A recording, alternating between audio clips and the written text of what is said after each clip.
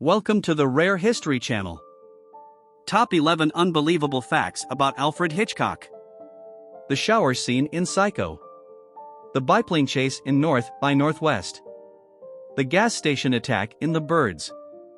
They're some of the most memorable and terrifying scenes in cinema history, and they came from the mind of one man, Alfred Hitchcock. The master of suspense, who went by the nickname Hitch, is also one of the most recognizable Hollywood icons, and his life was as fascinating as his films. Here are 11 things you might not have known about the legendary filmmaker, who was born in London on August 13, 1899. Fact number 1. Despite being a horror film director, Hitchcock had fears. Hitchcock loved to terrify his audience with his films, but unbeknownst to many, he had several phobias. Some of his phobias were children, oval objects, and police officers. He showcased them in many of his films. These fears had caused his childhood trauma. His other fear was eggs. Yes, he feared egg yolks. Hitchcock also feared watching his own films. Another equally strange director's phobia is eggs. The director also admitted that he was afraid to watch his films. Number 2. At age 5, Hitchcock asked a police officer to lock him up. Here is another interesting and unbelievable fact about Alfred Hitchcock: he was afraid of the police. At the age of 5, Hitchcock was sent by his father to the local police station with a note. The note asked the officer to lock him away for 5 minutes as punishment for misbehaving. The police officer locked him in a cell for a few minutes. This experience left him with a lifelong fear of policemen. He even became scared of anything to do with the law. For this reason, Hitchcock never got a driver's license in case he got a parking ticket. Number 3. Alfred Hitchcock began his work in silent films. Known for the complex title sequences in his own films, Hitchcock began his career in cinema in the early 1920s, designing the art title cards featured in silent films. The gig was at an American company based in London called the Famous Players Lasky Company. It would later become Paramount Pictures, which produced 5 Hitchcock-directed films. As Hitchcock later told French filmmaker François Truffaut in their infamous Hitchcock/Truffaut conversations, "It was while I was in this department, you see, that I got acquainted with the writers and was able to study the scripts. And, out of that, I learned the writing of scripts." The experience also led Hitch to try his hand at actual filmmaking. "If an extra scene was wanted, I used to be sent out to shoot it," he told Truffaut. Number 4. Most of Alfred Hitchcock's early films are lost, but a 1923 silent melodrama was discovered in New Zealand. Only 9 of Hitchcock's earliest silent films still exist. The earliest surviving film he worked on, a 1923 melodrama titled The White Shadow, about twin sisters, one good, one evil, was thought lost until 3 of the film's 6 reels were found sitting unmarked in the New Zealand Film Archive in 2011. The film reels were originally donated to the archive in 1989 by the grandson of a Kiwi projectionist and collector.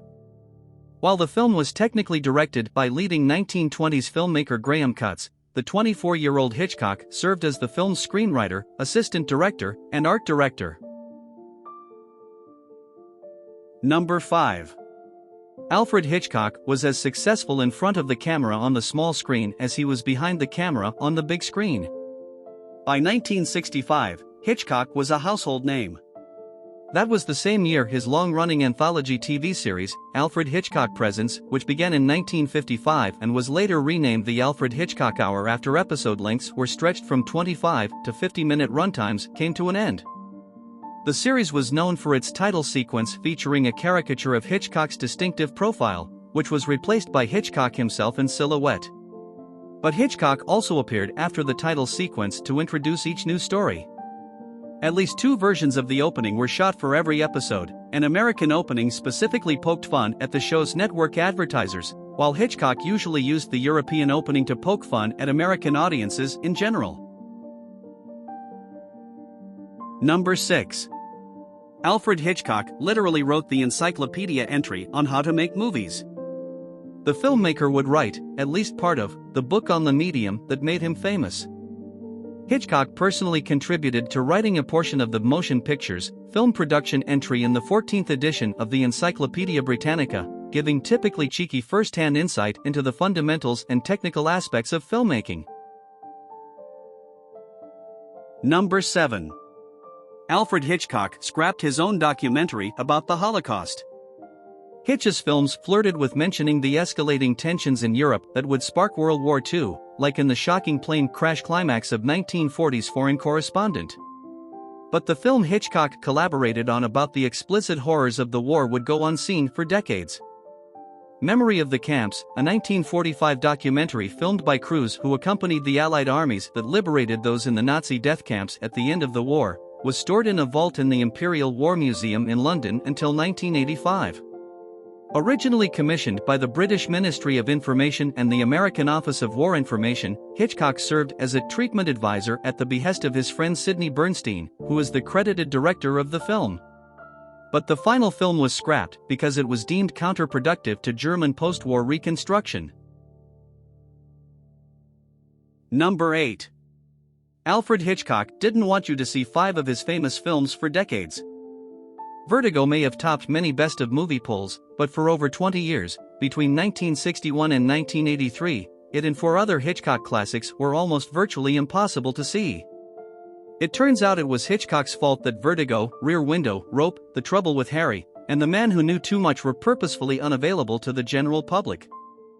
The filmmaker personally secured full ownership to the rights of the 5 films per a contingency clause in the multi-film deal he made with Paramount Pictures in 1953. 8 years after the release of each film, the rights reverted back to Hitchcock, which, in the years before Blu-ray and DVD, seemed like a financially savvy move on Paramount's part. 3 years after Hitch's death in 1980, Universal Pictures acquired the film rights to all 5 classics, making them available once again. Number 9. Alfred Hitchcock personally funded Psycho. When Hitchcock approached Paramount Pictures, where he was under contract to put up the money to make Psycho, the studio balked at the salacious story. So Hitchcock financed the movie himself, foregoing his normal salary in exchange for 60% ownership of the rights to the film. Paramount agreed to distribute the film.